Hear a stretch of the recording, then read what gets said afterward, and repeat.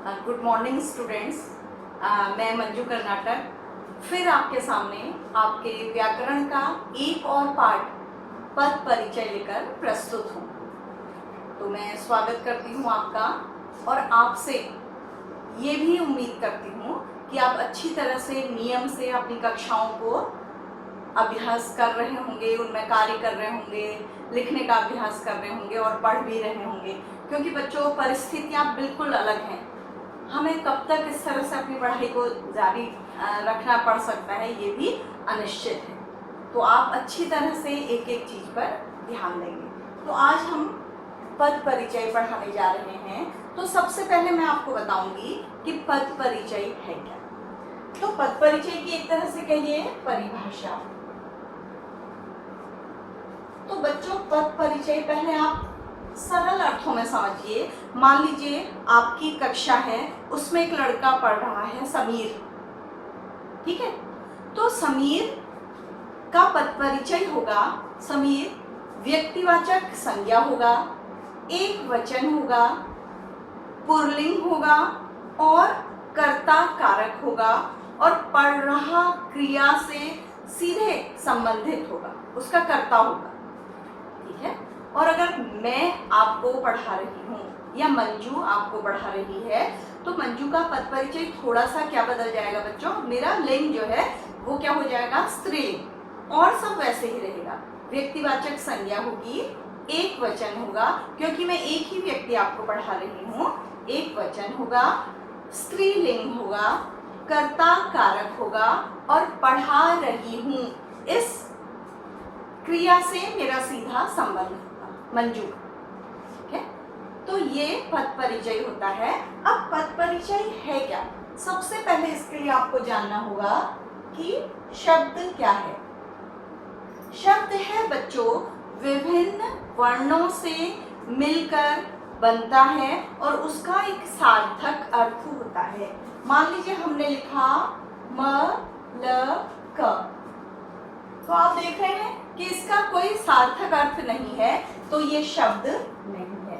अब इन्हीं को हमने अरेंज करके लिख दिया क म ल, ये एक सार्थक शब्द है जिसका अर्थ निकल रहा है। आप लिखते ही समझ गए होंगे और आपके सामने आ गया होगा कि ये क्या है। तो वर्णों के सार्थक समूह को शब्द कहते हैं, ठीक है। उसके बाद आता है वाक्य। वाक्य होता है बच्चों शब्दों के सार्थक समूह को वाक्य कहते हैं। मान लीजिए हमने लिखा कमल में होता तालाब, शब्दों का समूह हमने लिखा है, मैंने लिखा है, लेकिन हमारा अर्थ जो है वो पूरा नहीं हो रहा है, तो ये वाक्य नहीं है। इसी को हम अरेंज करके लिख देंगे तालाब में कमल होता है। तो देखिए ये एक सार्थक वाक्य बन गया है।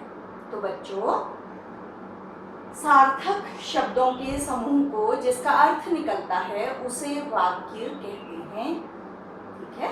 इतना समझ में आ गया। अब आते हैं हम पद परिचय। तो पद क्या है बच्चों, जो ये शब्द वाक्य में प्रयुक्त होते हैं और इनका कोई अर्थ निकलता है, तब ये व्याकरण से संबंधित पद बन जाते हैं। तब ये शब्द नहीं रहते, ये पद बन जाते हैं और इन्हीं का जो परिचय होता है उसे कहते हैं पद परिचय।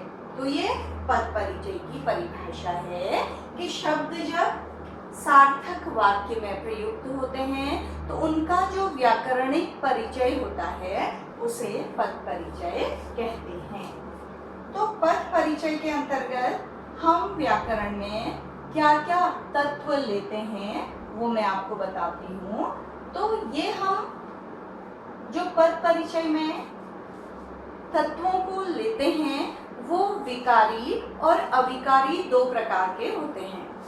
विकारी कहा जाता है उन शब्दों को जो अपनी प्रकृति को लिंग वचन के अनुसार बदल देते हैं या काल के अनुसार बदल देते हैं। और अविकारी होते हैं वे शब्द जो कभी बदलते नहीं हैं। जैसे विकारी शब्द है, अगर हम पुल्लिंग के लिए शब्द प्रयोग करेंगे लड़का, तो स्त्रीलिंग के लिए क्या हो जाएगा बच्चों? लड़की। और अगर क्रिया में हम ऐसे प्रयोग करेंगे तो लड़का के लिए होगा जाता है और लड़की के लिए क्या होगा? जाती है। लेकिन यदि हम साथ साथ ये लें या लेकिन लें,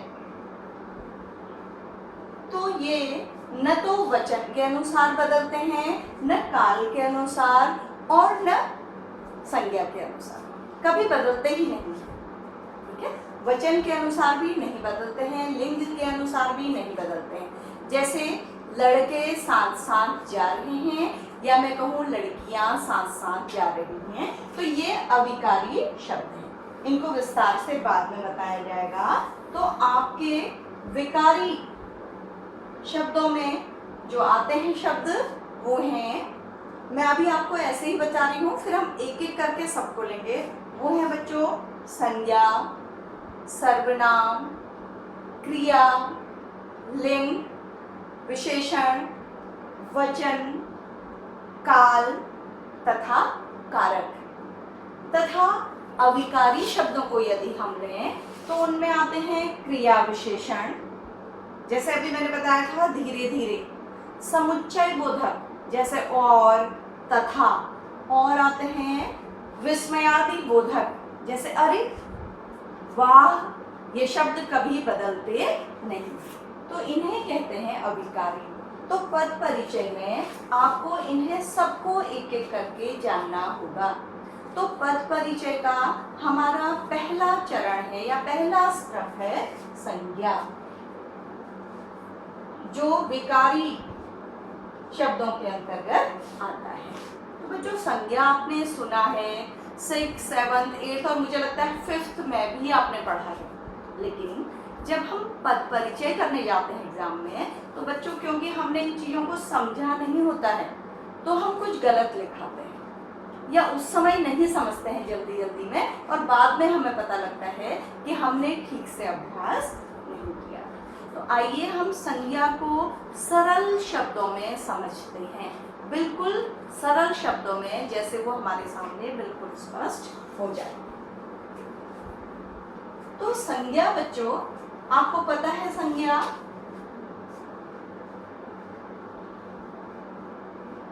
संज्ञा है इस दुनिया में हर वस्तु का, हर भाव का, हर व्यक्ति का, हर गुण का, हर अवस्था का कुछ न कुछ नाम रख दिया है हमने अपनी सुविधा के लिए, क्योंकि यदि हम नाम नहीं रखते तो बहुत गड़बड़ा जाते।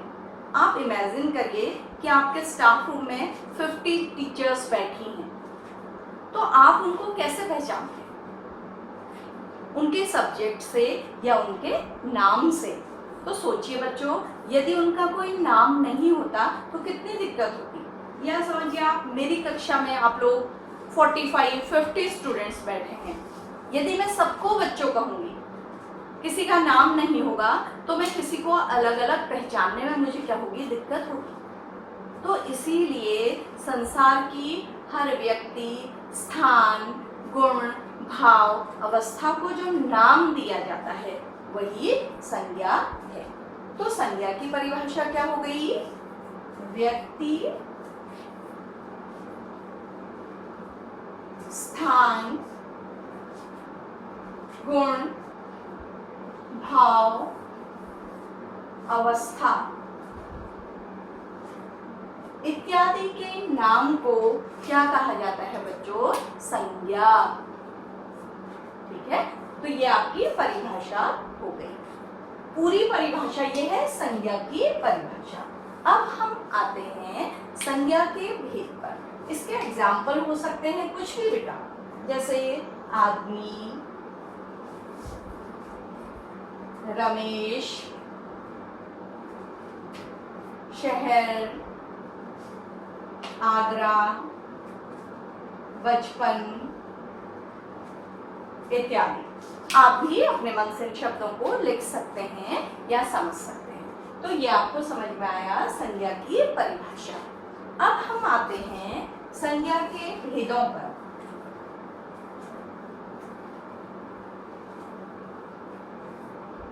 संज्ञा के आप अंग्रेजी में भी पढ़ते होंगे, हिंदी में भी पढ़ते होंगे। संज्ञा के अंग्रेजी और हिंदी में भेद अलग अलग हैं। अंग्रेजी में हम संज्ञा के 5 भेद पढ़ते हैं, लेकिन हिंदी में हम 3 भेद पढ़ते हैं। ये मैं आपको आगे बताती हूँ।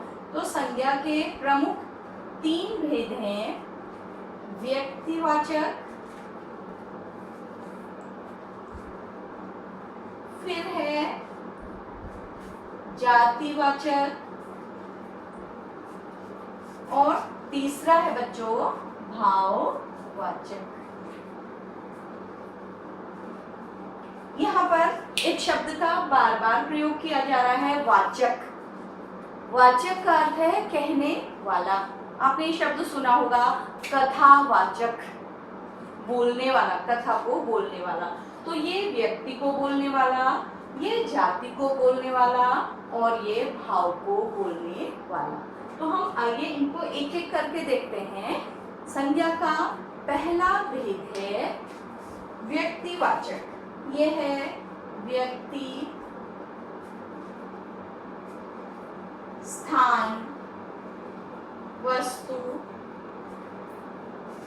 ये है व्यक्ति, स्थान, वस्तु का विशेष नाम। याद रखिएगा, पर्टिकुलर नाम, विशेष नाम।